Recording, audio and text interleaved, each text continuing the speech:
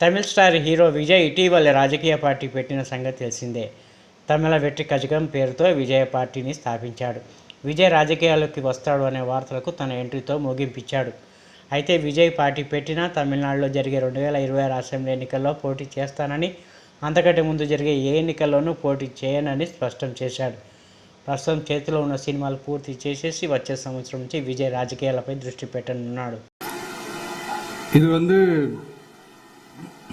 எப்படி சொல்றதுன்னா ப்ரோ, அதாவது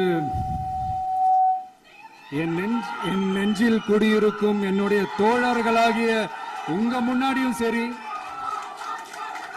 என் நெஞ்சில் குடியிருக்கும் தமிழ்நாட்டு மக்கள் அனைவரும் அவங்க முன்னாடியும் சரி, இன்னைக்கு அந்த கொடியை அறிமுகப்படுத்துறதுல எனக்கு ரொம்ப ரொம்ப பெருமையா நினைக்கிறேன்.